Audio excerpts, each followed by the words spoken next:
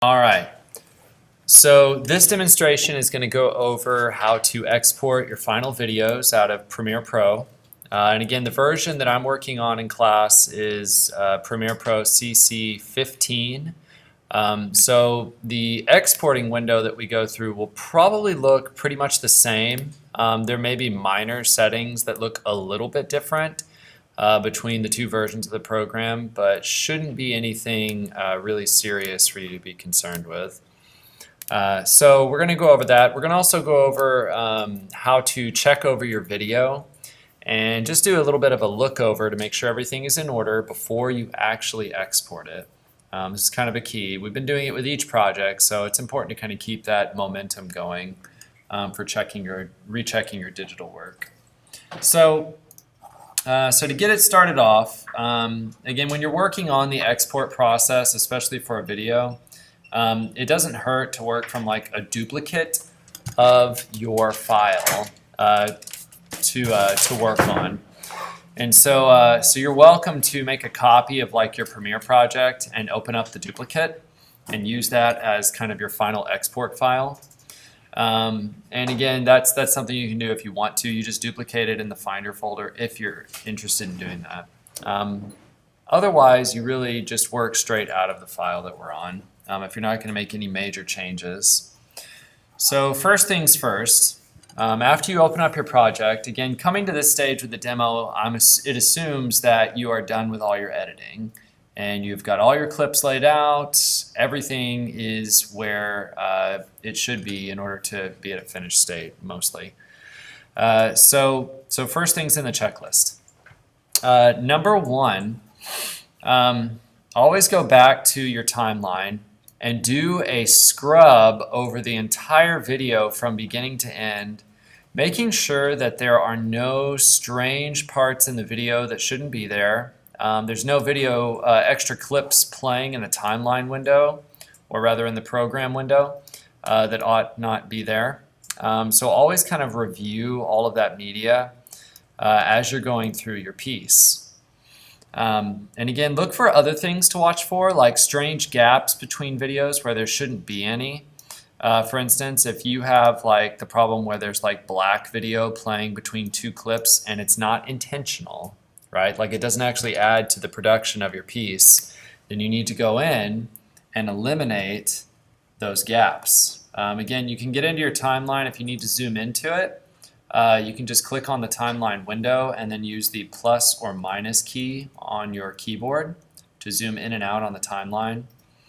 And that'll let you zoom kind of across like this.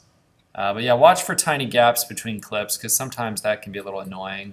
Like this little spot right here that I have, see this gap? When I zoom in, it's nice and big.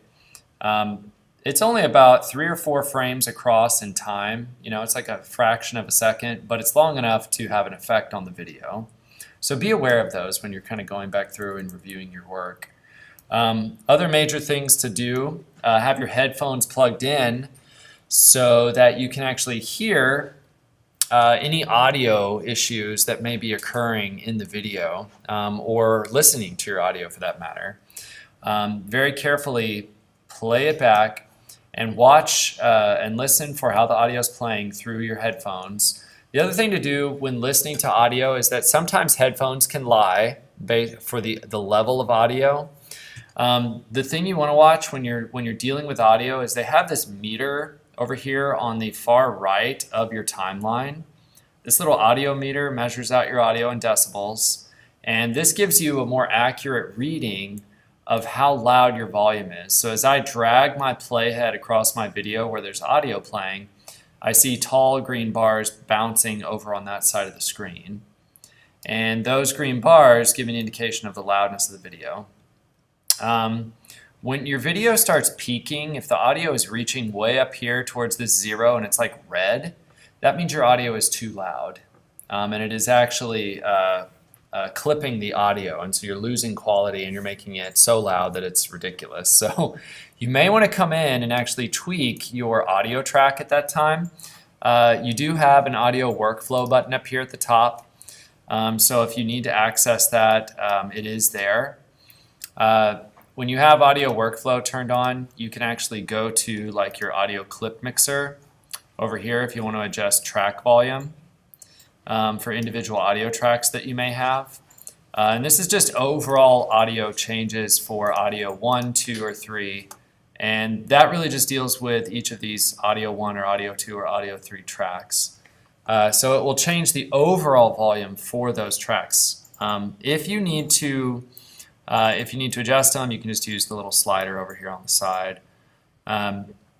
However, if you need to change volume on an individual like media track, like if you have like 3 or 4 separate audio actual like media files that you have loaded in, then changing the audio for all of them on one track at one time may not be useful. You may need to go in and actually edit the volume for this individual track at that time. If that is the case, then you can get, let me see here. Then what we can do is double click on this audio clip, and we can review the audio up here in the source window, and just to see what's going on with it, or listen to what's going on with it. You can also go to effects and presets for your audio clips, and if you have your audio clip selected under effects, effect controls, then you can come in here and just adjust the level of the audio and drag it up or down to change its overall volume. Again, you're looking to strike a balance in your audio. If you have a background track with supporting audio, look for or listen for a decent balance between those tracks. So again, review your audio, listen to it carefully, and watch the little bouncing audio bar over there on the side of your editing area next to your timeline. If it's in the greens, like the high greens, then you're doing good for peaking your audio. Any higher than that, when you start getting in yellows and reds, then you are getting a little bit too loud. Okay. So that's just checking audio. Other things to look for, like watch for any special effects that you have implemented over your piece. Make sure they are playing where you want them. If you have any animation incorporated into your design, make sure the animation is playing correctly. Like if you have fade-ins, fade-outs, if you've keyframed any special effects, any of that stuff that you've added, make sure that's playing correctly according to what you want. If it's not, then you need to go into your clip that has the animation on it and respectively adjust any keyframes related to that property that needs adjustment. Other major things to watch for while you're reviewing your piece, make sure you have a title, right? You should have a title sequence that lasts about 5 seconds. I'm not looking for anything longer, okay? It should not be long and elaborate. Make it really great at 5 seconds. And then you should also have at the end of your piece some sort of credit screen, and again that only needs to last another 5 seconds as well. And that's about it. And again, nothing really elaborate on credits. Again, 5 seconds there and 5 seconds on the title, and that's all you need. Other than that, when you're scrubbing through, like if all the clips are playing back correctly and you don't have any excess videos playing in the background behind your piece, like if you have random clips sitting up here on your timeline that you're not using anymore, go ahead and get rid of them, or turn those tracks off by using the little eyeball icons. Which, by the way, when you're checking on the eyeballs in your tracks, you can also check your audio tracks here too, and make sure that none of them are set on mute if you don't want them to be, or that they're not set on solo if you don't want them to be. And remember, the difference between the two is that if you have it on solo, that only that track is going to play. Even if you have like 4 or 5 different lines of tracks, only that one's going to play if you have solo turned on, that yellow S. But if you're muted, then that track's not going to play at all. So just be aware of that when you're looking back through your timeline design. So that's kind of a general check and wipe that we do over our timeline, making sure everything's there. The last thing that we'll do before we get ready to export is we want to set up what's called a in and out point for our entire timeline. So this is basically going to set where it's going to begin and where the exported video is going to end. You want to make sure that you have this down correctly. You do not want to have 30 seconds of black video play after your video file is done. That looks a little sloppy, and on craftsmanship side. So make sure that you have it cut off right where your video is finished after the credits. All right, so here's how we do that. So first off, we're going to set the end point for the timeline. So again, make sure you have that timeline window selected. And then you're going to drag your playhead back to the beginning of your timeline. And by the way, your video should play at the beginning. Like, make sure that everything starts at the beginning and you don't have like 20 seconds of black at the beginning of your video, right? So we start the playhead there. And then to mark the end point for our starting of our video, we just hit I on the keyboard. And that will drop in a bracket marker right in line with your playhead. You'll barely see it when you hit I at that point on your timeline because it's right up next to the edge of the timeline interface area. And so that'll drop a bar here at the very beginning. And then what we want to do is we want to drag our playhead to the end of our last clip. Now, to make sure you're actually at the end of your last clip, you might want to zoom in on your timeline. You can either use plus or minus to zoom in and out, or you can use this handy dandy little navigator slider down here at the bottom to zoom in and out on your timeline. And the only reason I'm asking you to zoom in and out is so that you make sure that your playhead actually is positioned right after the very last clip plays. You don't want to have it like right here, right? Like where it's cutting into part of your video on accident. Always drag it all the way to the end. And then from there, we can hit O for out. And that will drop an out point marker onto your timeline to indicate where the final frame will be for your timeline. And you can always double check to make sure your out point marker is in the correct place. If it's not, you can actually move your mouse over it and it will show a little red bracket over the time ruler where it is, and you can just click and drag on it to move it around. And it magnetizes onto clips, so that's kind of nice. It'll stick right to the end of your final clip. All right. Now that sets that up. Again, when you're doing that, you should be watching, of course, like make sure that your video is within the time limits that are required in the project. This project, it's 45 seconds to, what, a minute and a half? Mm-hmm. So again, review where your endpoint is at and where your playhead is at, that it actually indicates that it's within the 45-second marker. Now, my demo is actually a little short by 3 seconds, but again, when you're reviewing yours, make sure that it fits inside the boundaries of the project requirements, right? So again, now that we've got the in and out points set up, we're pretty well ready to export this thing out of Premiere at this time. And again, there shouldn't be anything else that we need to check. So from here, we're going to go ahead and go to export. So to get to export, I'm going to go to File, and I'm going to slide down to Export. And it's kind of important that you have the right window selected down in Premiere when you're going to export. If you don't, it may not give you access to the options you want. Always have the timeline sequence window selected when you are going to the export menu, okay? So always have this area highlighted with the blue outline before you go to export. All right, so let's go to export. Now when you go to export, you're going to choose the option at the top from the export menu that says Media.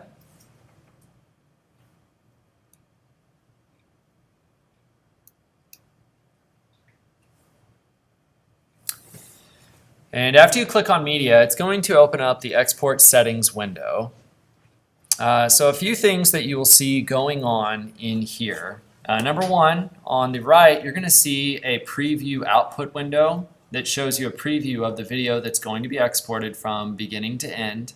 And it's got a little mini timeline down below and a little slider that you can sort of scrub over the video to see it preview all the way from the beginning of the video all the way to the end of it. And so it just gives you an idea of, hey, this is everything that's going to be exported with the piece. So that just shows you that. And that'll also indicate whether or not your in and out points you set were correct. Now once you've checked that out, we're going to come over to the left column over here, or the right column, my bad. the right column over here for export settings. And we'll start at the top and work our way down through this. So in the first section on the top right here for export settings, we're going to set up the format for the project. Now for this project, I do require that you make two file types. You should be coming out with a .mov, or what's also called a QuickTime file, and also create an H.264 file. Now a little bit of warning for everybody. If you are working on a PC workstation, sometimes these formats are not available. In which case you may have to render your project on a lab Mac computer to create them. So please be aware of that. Okay. What was the second one? Yeah, so the second one was called H.264. It's also, what it creates is an MP4 file. And I'll show you how to make both of them, so don't worry. So if we have a Mac at home, we should be fine. Yep, yeah. These are normal formats that are available for Macs. But yeah, Windows and Mac don't always like each other, so sometimes you don't find them between the two. All right, so we'll start off by making the MP4 file, which is also called an H.264 file. So under Format here, you should select the one that says Format H.264 from the drop-down.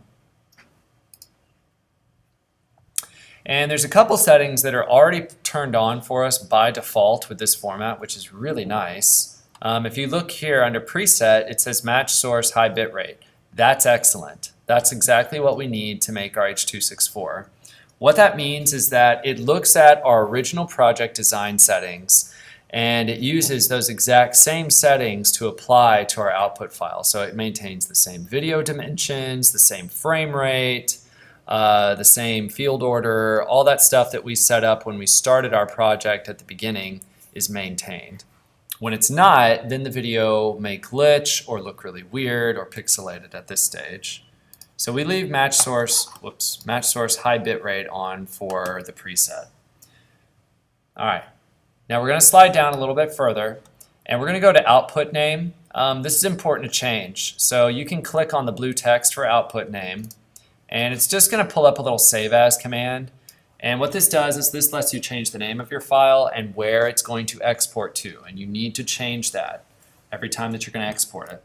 So again, when you're creating turn-in files, you're going to make sure that you put your first and last name on there, followed by the term and the year, just like we've been doing.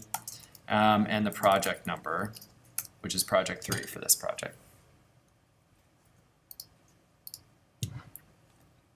And again, like I'm going to work in this menu to save it to where I want it to go to. So I'll expand my menu using this little down arrow here.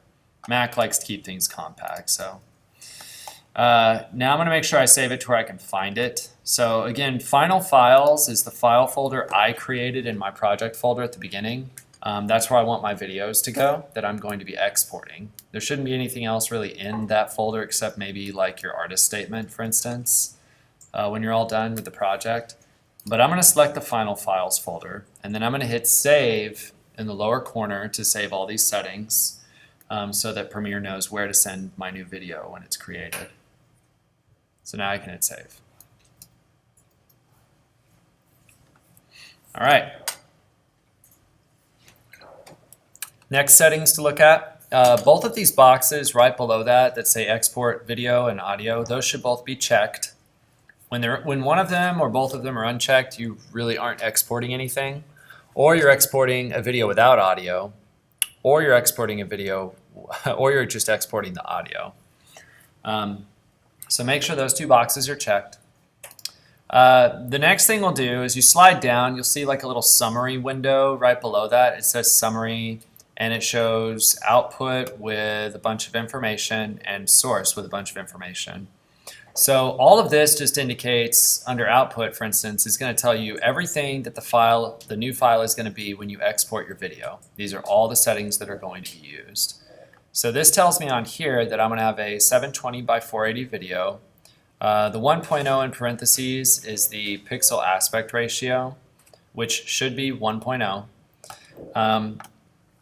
29.97 frames per second is the setting for my video. That is not something like the dimensions on mine. Both of those are going to vary based on your projects, okay?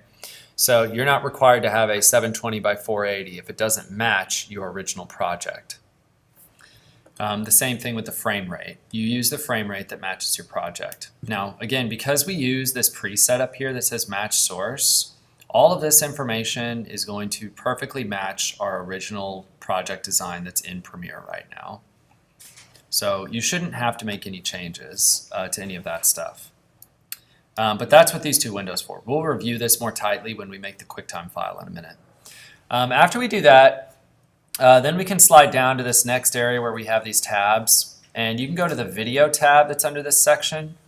And you can just look at this and review it. This just shows you all the settings that your file will come out with at this time. So it includes like the width and height of your video area, the frame rate that it's currently set to, the field order, which should always be on progressive, the aspect ratio, which should be square pixels 1.0. And then that's really all you just need to look at that for the MP4 file that you're creating. You can check, there's a box right below it here that says render at maximum depth. This does make the encoding quality better for the file. So if you want a more high quality file, you can check that. It will, however, lead to a longer time for it to export out of the system. Just be aware of that. When you add on higher quality settings, the video does take longer to create and render. After that, if you slide down, there's also something called bitrate settings. Bitrate encoding, this is another thing that will increase the quality of the video. VBR 2-pass is the best. VBR 1-pass is a general medium kind of quality setting. But again, you can use the higher one if you want higher quality encoding between like scene transitions, movement, and that kind of stuff. VBR 2-pass will do that. Again, it will add more time to your final render, but it will be a higher quality image. And that's all that we need to look at inside there. The very bottom of this side of the screen, there's a little bracketed off area.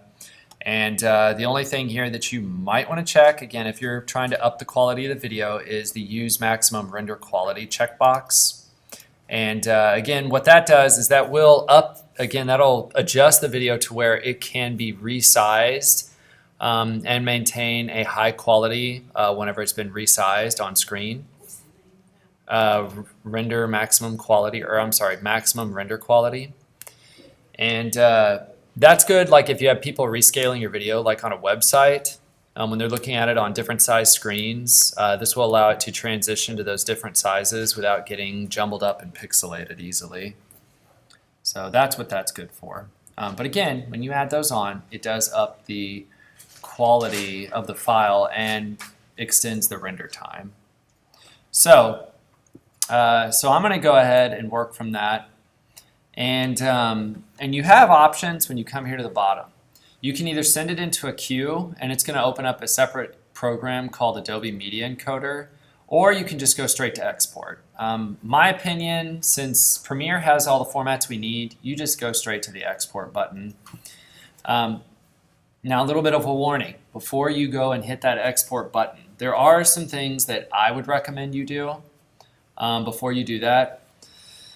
One of those is like kind of as a tail end thing, but when working with your project for exporting, it is by far best and faster for you to work from your project from the desktop and not from your thumb drives. Okay? Your thumb drives will make your project export extra slow and take forever, potentially. If you're working with a high quality, fast connection portable hard drive that has like a USB 3.0 connection or a Thunderbolt connection, then you can run your project out of that directly. But otherwise, I highly recommend that you open your project from your desktop of your computer and render and export from that project on the desktop. That way you get the fastest speed out of it. So I'll go ahead and hit export on this. And you can kind of see just preview wise, it's not taking terribly long for what I've created that's only 42 seconds long. This should finish rapidly, but some renders can take 10 minutes long. If you have lots of special effects, lots of animation and things going on, it could take an hour. or 2 hours if you're not careful. And so be aware of the lead time necessary for exporting a video. You do not want to do this right before critique, by the way. This is something you need to take care of the day before, if at all possible. I don't want to walk in on critique day and see you trying to export your video. Otherwise, I'll take off points immediately off the top for that. So please have it ready before class starts, okay? All right, so the video finished. And as a good rule of thumb, we always go back and check the file that we saved. Never trust that the computer actually creates the perfect file every time. Again, it is working digitally, and creative software can glitch. So you just have to be ready and expect that. So I'm going to go check out my final file. And here's what I created, my first file, which is an MP4. And again, just to review playback, always, open up the file or hit spacebar if you're on a Mac to preview it. And make sure your volume's on.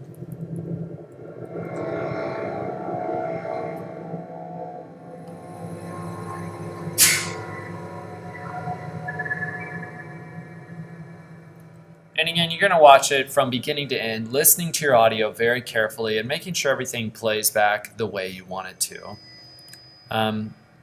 You don't want anything happening in there that you did not anticipate or you did not design. Sometimes on the export, it also reveals whether or not you actually have your video correctly organized in your timeline.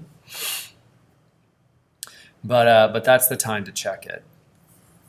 All right, so everything looked pretty good. It ended and began exactly as I expected it to, so that file looks great. Again, if it doesn't, if it looks like it glitched somewhere in the middle, or if there's an animation playing out of place, then it's probably a problem in your timeline, not the export itself.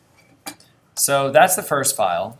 So let's go back into Premiere, and this time we're going to create the QuickTime file, or MOV. So I'm going to go back to File Export, Media, and this is the change we're going to make this time. So here's the difference between the two. First off, the format setting needs to change up at the top on Export Settings. So I'm going to click on that and go down to QuickTime instead.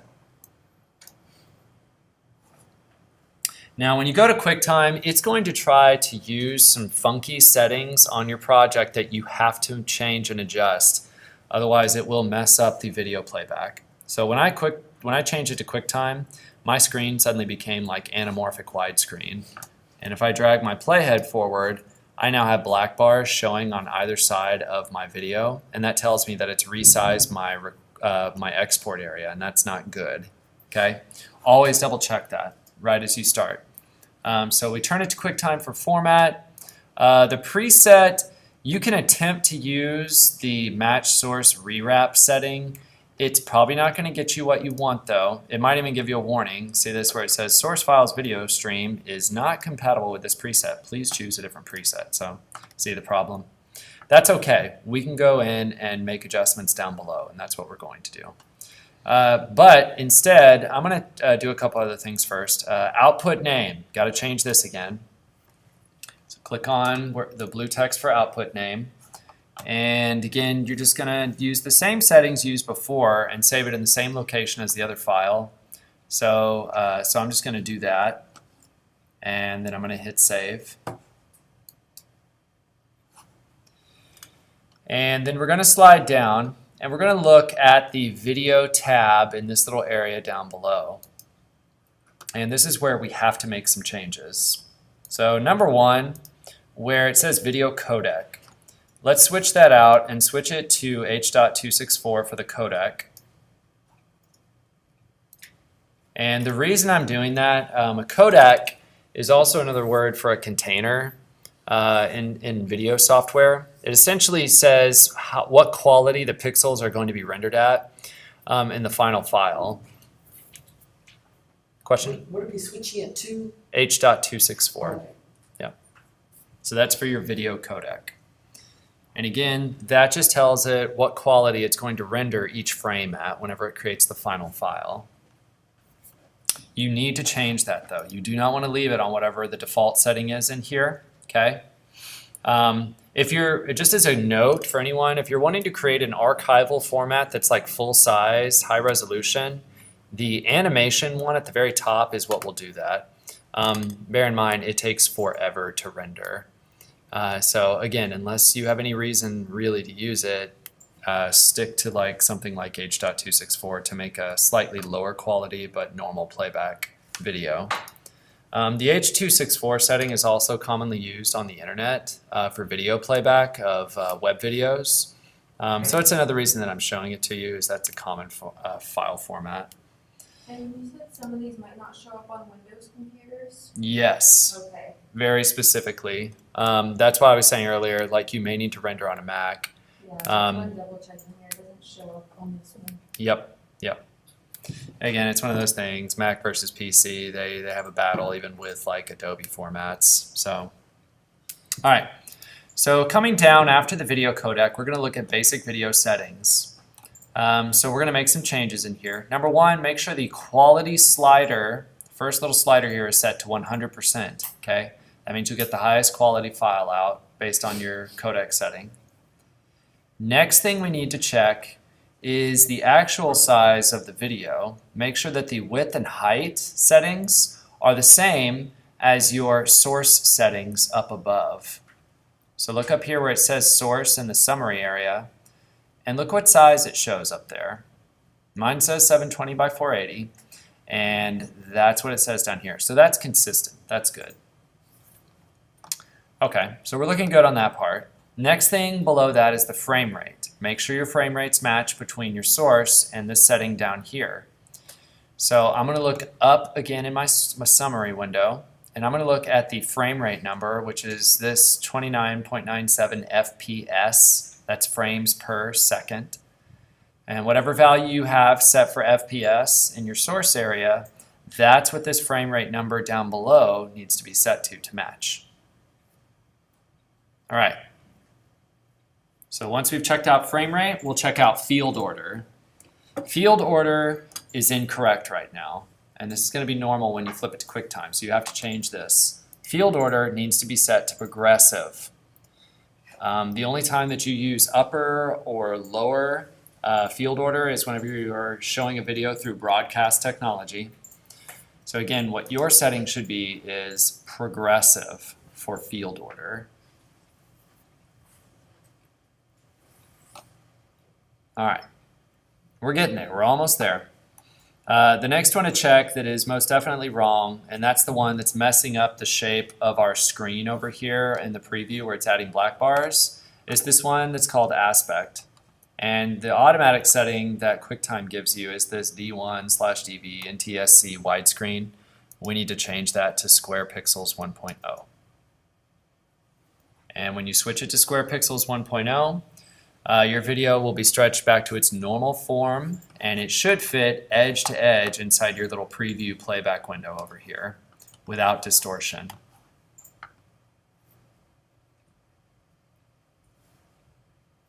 And that's aspect. All right. Other things that you can check but are not required, there's a checkbox here for render at maximum quality. So that again will improve the quality and depth of the video, coloring and everything. And you can check that, but again, it will extend recording time or render time.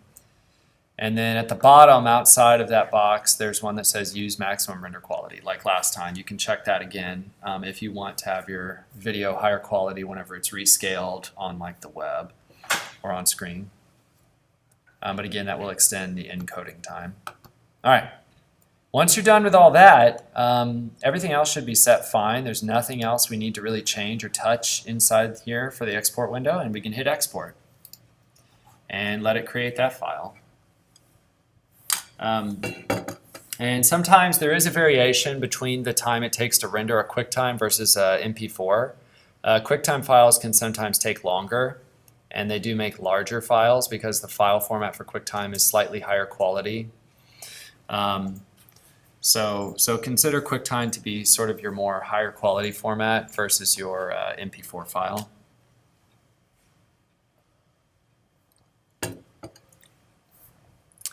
And again, give yourself time to render it.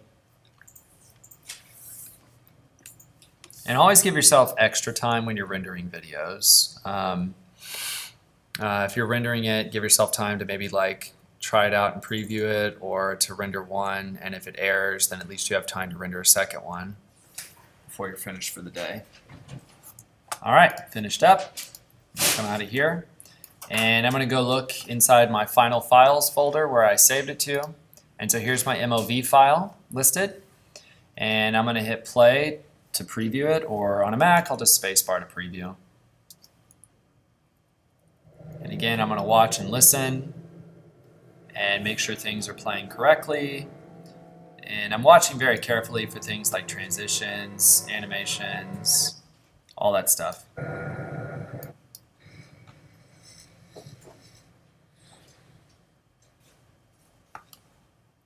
And so everything seems to be happening correctly and in the order it ought to. So video looks good. All right, and again, always go back and check that stuff out when you're doing your own piece, okay? Double check that.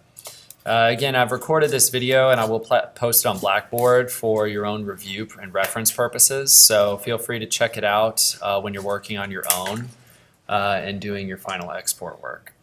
All right, that's it for this demo, guys. I'll take questions after I stop this video recording.